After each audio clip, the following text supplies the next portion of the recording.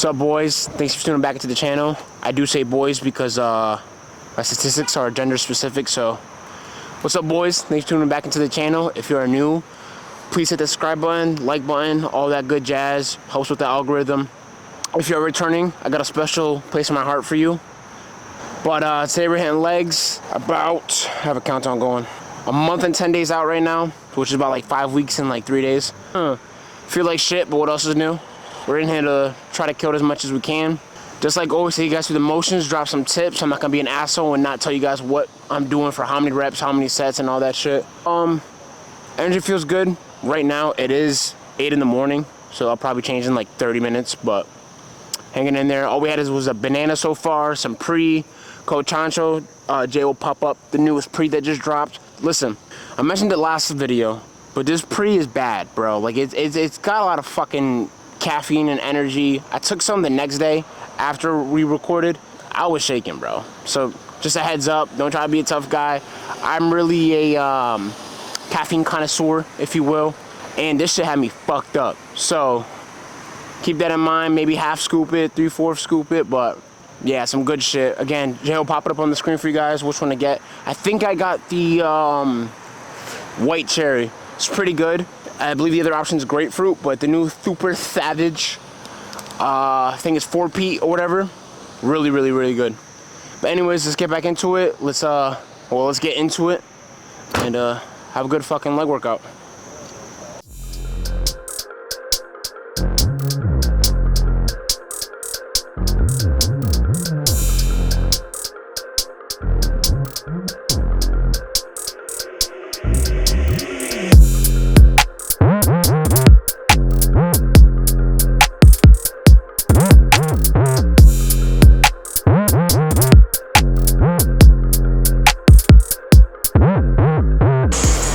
This morning, 187.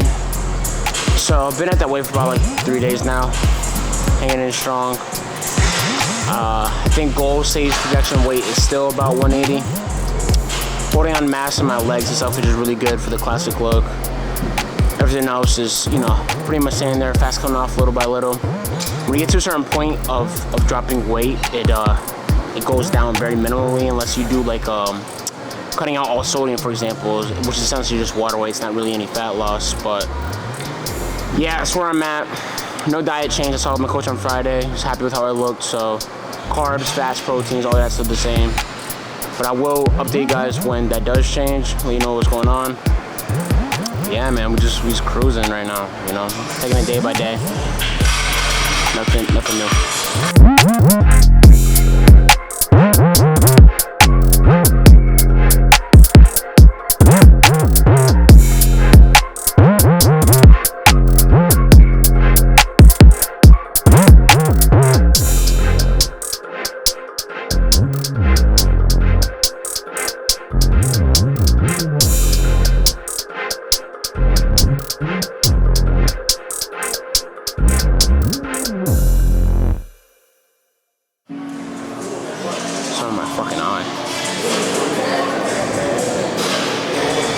What you guys think about the fresh shave? I know y'all feeling. I was rocking with the goatee for a little bit, but I feel like my facial hair game is kind of weak, low-key, so cutting it off. I did a poll on my Instagram if I should rock the Seagull stash on stage. They actually voted for it, so we're gonna have to do that. But yeah, man, I'm about to get into some front squats right now and brutally murder our regs to the best of our abilities 5 weeks out. I'll start off with some 60s. It only goes up to 100 here. Fuck. Alright, I think I'm good now. So, start off something light. Getting a 6-8 reps in. Nothing too crazy. Oh yeah.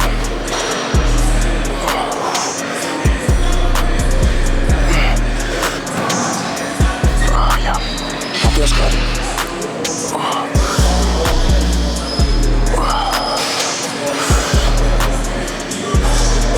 Heavier.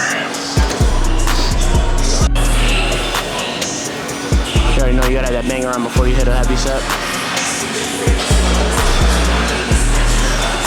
Oh yeah, I love that.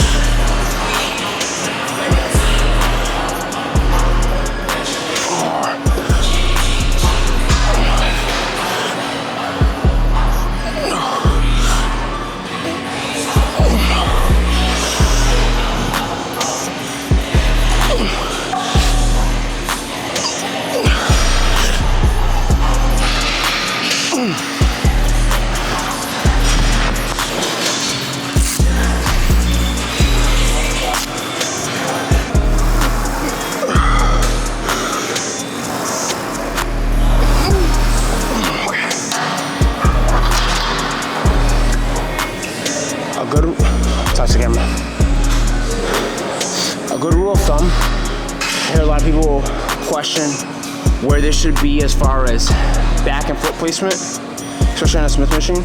Okay, thank you. What I was gonna say. Good placement would be technically, for optimal, we're talking about optimal, right? Some JBG coaching shit right now. Optimally, anywhere you put your back against the bar, you want it mid or upper trap, essentially. And as far as squatting down, obviously some people have more ability than others. Some people, genetics, it is what it is. But try to sit on your calves, especially on a Smith machine. It's obviously gonna be harder on a regular bar. That's free weight, but try to sit on your calves. 99% of the time, that in itself.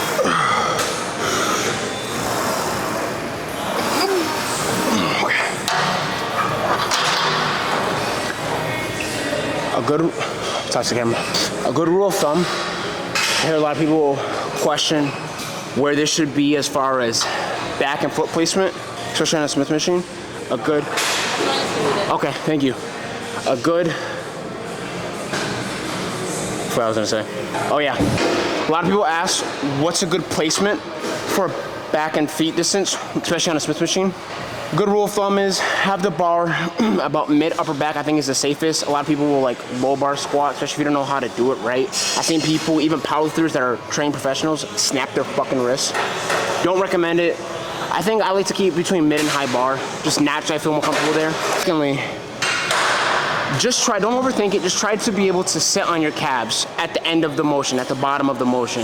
If you can sit on your calves, 99% of the time you're in the right range of where you should be as far as distance between back and feet right here. So keep that in mind. I'll run through another light set, put some more weight on after just so I can show you guys what I'm talking about. I try to essentially sit on my calves. That's the best way to stretch your quads, the best way to get full activation. I think it's also safe on your knees that way too. If it's uncomfortable for your knees, obviously don't try it, but I've never heard anybody try it that way and then they weren't comfortable, you know. It's usually just a mobility issue. They can't get low enough, but that's a you problem, you know, stretch and whatnot.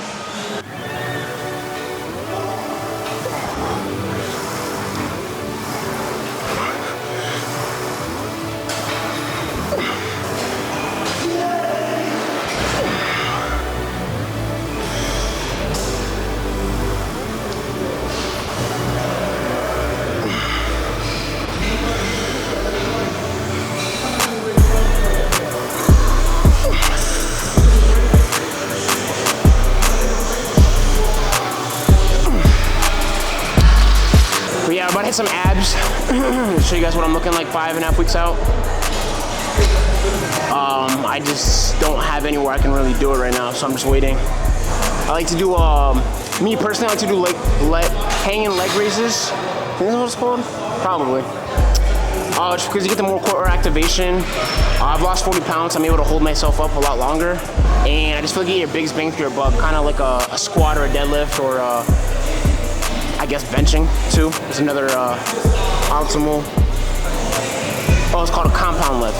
So yeah, I'm just waiting for the bar to free up, but do some of those, finish out with that. No calves today. My calves are pretty fucking sore. I've been doing a lot of cardio, so my biggest fear in life, ripping a bicep, that's up there, and ripping a calf. So calves are really tight right now, especially after doing these.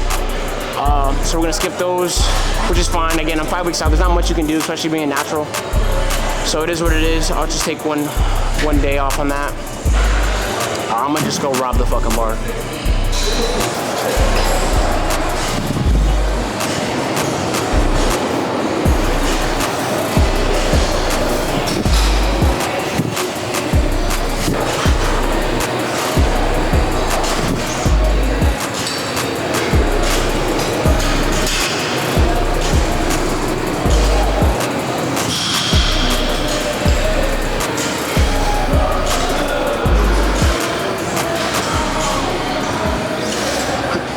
Trip is after, whether you're doing a leg and hang raise or something on the floor, don't immediately, when it's like burning so much, the sensation, you guys know what I'm talking about, when it's like so much acid and it's burning so much, don't immediately go into a comfortable position, because you'll most likely get cramp like I just did right now.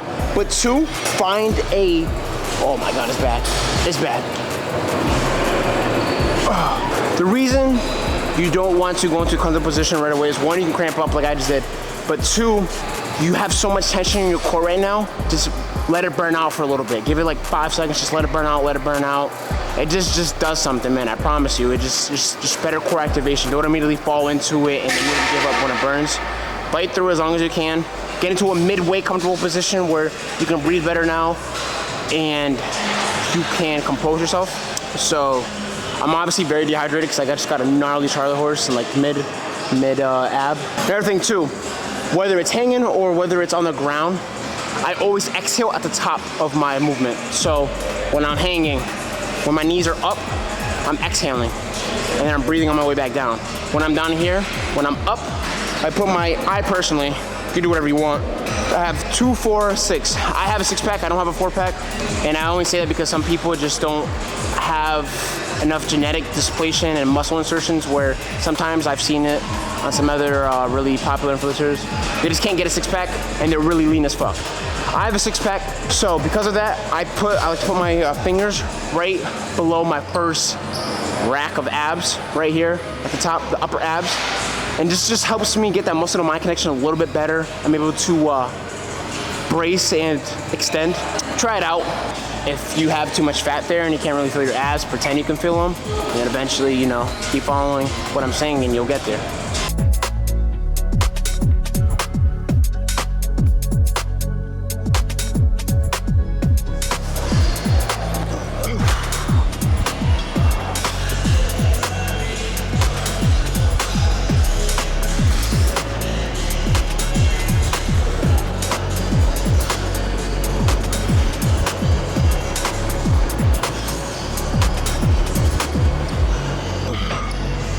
Just like that mid cradle I just did right there. So that's a relatively good spot to hold it. You know, you're still flexed a little bit, but you're also not in full flexion. So try that out. Hold it for like 5 seconds right after a really intense set. We'll do 2 more of these. Not doing too much with abs right now. I'm a little bit on the more genetic side, a little bit more blessed with abs, so I was told not to by my coach to keep hitting abs as hard because it just makes my stomach look too big. I was always subconscious of it, so he said essentially no more abs for like a year. So we're just hitting them a little bit just to get that connection. About to get on stage in 5 weeks, so banging them out. I'll do 2 more sets for you guys.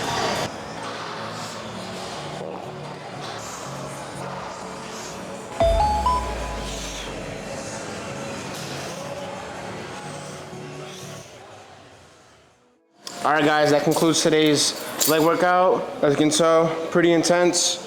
Put me through the ringer. No calves were involved today. That's all right. I've already explained my reasoning why. I hope either way you picked up some tips on the quads, make it quad focus. Again, it's not all about heavy weight. You could find ways to spice it up and make it a lot more intense.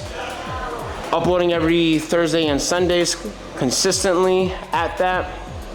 Comment any video requests you guys have that you want to see. But until next time, peace.